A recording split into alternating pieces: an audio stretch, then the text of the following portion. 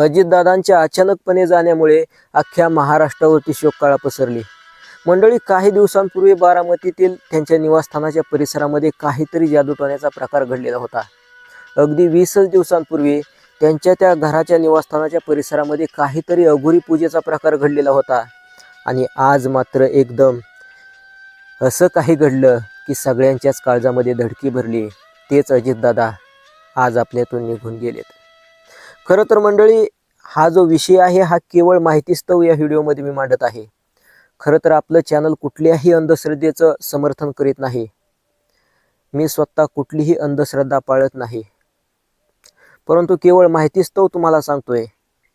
खरं तर त्या पद्धतीची ती पूजा करणारा व्यक्ती कोण असावा हे अद्याप समोर आलेलं नाही, किंवा त्यावेळी 2 महिन्यापूर्वी ती बातमी बघितली, परंतु नंतर CCTV फुटेज वगैरे काय झालं ते अजिबात समोर आलेलं नाही। ती जी बातमी आहे त्या ह्या व्हिडिओमध्ये तुम्हाला मी दाखवणारच आहे। मोठ्या बड्या चॅनलवरती आलेली ती बातमी आहे। खरं तर माननीय उपमुख्यमंत्री अजितदादा पवार हे एक कर्तृत्ववान व्यक्तिमत्व, अख्ख्या महाराष्ट्रावरती एक वेगळी छाप। असा दादा परत होणे नाही, हेच उद्गार आहेत लोकांचे की नेहमी वेळेवरती येणारे दादा आता मात्र अवेळीच निघून गेले। प्रत्येक दुःखी मनाच्या, दुःखी अंतकरणाच्या त्या माणसाच्या मुखामधून हेच शब्द फुटत आहेत। अक्षरशः अख्ख्या महाराष्ट्रावरती ही शोककळा पसरली। मंडळी, खरं तर अपघाताचं कारण हे अजून पण समोर आलेलं नाही। खरं तर काही कारणं सांगितली जात आहेत, परंतु अंतिम काही कारण ते समोर आलेलं नाही। जो काही ब्लॅक बॉक्स असतोय त्या प्लेनच्या पाठीमागे, तो ब्लॅक बॉक्स पण सापडलेला आहे। मग त्याच्यामध्ये नेमकं काय आढळून येतंय ते सगळं काही तपास पुढे होईलच। परंतु मंडळी, आज मी तुम्हाला एक गोष्ट सांगतोय की गेल्या 2 महिन्यापूर्वी दादांच्या त्या निवासस्थानाच्या परिसरामध्ये काहीतरी अघोरी प्रकार आणि जादूटोण्याचा प्रकार घडून आलेला होता आणि ती बातमी सविस्तरपणे एका चॅनलवरती किंवा 1-2 न्यूज चॅनलवरती आलेली होती। ती तुम्हाला आता मी दाखविणारच आहे। परंतु मंडळी, ही जी बातमी ज्यांनी बघितली त्यांच्या अंतकरणामध्ये मात्र खळबळ माजली आहे। डोक्यामध्ये शंकेची पाल चुकचुकते की असा काहीतरी जादूटोणा दादांवरती केला आणि दादांचा अपघात झालाय की काय, असं अनेकांच्या मनामध्ये चर्चेला उधाण आलेलं आहे। खरं तर मंडळी, हा निव्वळ योगायोग असावा, कारण अंधश्रद्धा आपण मानत नाही, अंधश्रद्धा आपण पाळत नाही। शिवाय मंडळी, अंधश्रद्धा निर्मूलन हा आपल्याकडे कायदा आहे, अंधश्रद्धा पाळणे हा सुद्धा एक गुन्हा आहे। खरं तर मंडळी, असं म्हणतात की कावळा बसायला आणि फांदी मोडायला गाठ पडते, आणि तसंच काहीसं घडलेलं आहे। परंतु ज्यानं हा प्रकार केलेला आहे, ज्या व्यक्तीनं ती ती जादूटोण्याची काही क्रिया केलेली आहे, तो व्यक्ती मात्र अंतकरणापासून अंधश्रद्धा पाळत असणार। आणि मग त्या व्यक्तीनं नेमकं कशासाठी केलं? खरं तर पत्रकारांनी सांगितलं होतं त्या बातमीमध्ये की कुणाचं तरी तिकीट कापावं किंवा कुणाला तरी तिकीट मिळावं या भावनेने एखाद्या ज्याला आपण उमेदवार म्हणू किंवा कार्यकर्ता म्हणू, तर त्यांनी हे केलेलं असावं। खरं तर दादांनाच वशमध्ये करायचं असा ती पूजा किंवा ते तांत्रिक कृत्य करणाऱ्या व्यक्तीचा समज असावा। दादांनाच वशमध्ये करायचं आणि मग आपल्याला तिकीट मिळवून घ्यायचं किंवा एखाद्याचं तिकीट कापायचं। खरं तर हाच विषय असावा, याच्यावरतीच म्हणजे ज्यांनी ती बातमी बघितली त्यांच्या मनामध्ये चर्चा होती। परंतु खरं तर अशा गोष्टींमध्ये फार या गोष्टी विश्वास ठेवायच्या नसतात। खरं तर मंडळी, अजितदादा आणि त्यांचं कर्तृत्व आणि दादा काय चीज होता, दादा काय माणूस होता, हे मी तुम्हाला सांगायची गरज नाही। दिवस उगवायच्या आधी उठून लोकांच्या कामाला लागणारा नेता आणि दिवस मावळला तरी सदैव या सामान्य जनतेसाठी धडपडणारा माणूस अजितदादा। बस असा माणूस परत होणार नाही। काही जण म्हणतात दादांच्या शिवाय राजकारण बेचव आहे। हो, राजकारण हे बेचव आहेच।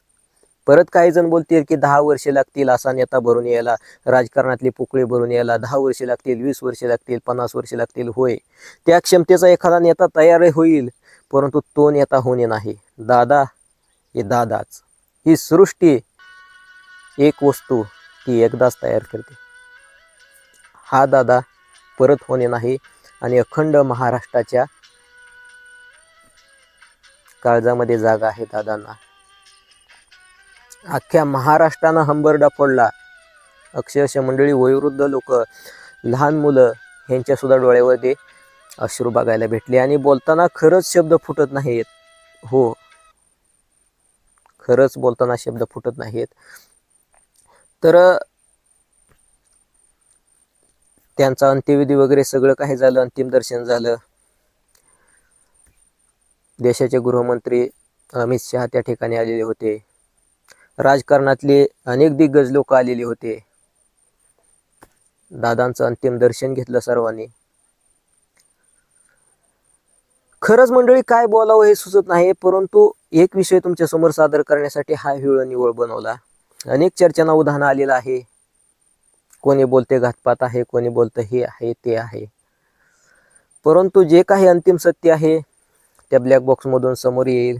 किंवा याच्यामध्ये मात्र घातपाताचा वगैरे काही विषय असायचा म्हणजे हेच नाही, तरीही न्यूजच्या माध्यमातून काय आपल्याला बघायला भेटतंय ते आपण बघूयात. खरं तर मंडळी, 2 महिन्यापूर्वी अजितदादांच्या निवासस्थानाच्या त्या परिसरामध्ये काहीतरी जादूटोण्याचा प्रकार घडून आलेला होता आणि ती बातमी आता मी तुम्हाला दाखवतोय. बातमी बघा.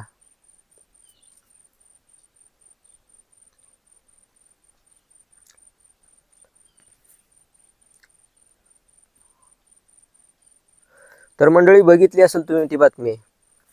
खरं तर हा जो काही जादूटोण्याचा प्रकार आहे किंवा काहीतरी अघोरी प्रकार केलेला आहे, हा त्या व्यक्ती नेमका कशासाठी केला, हा मोठाच प्रश्न आहे.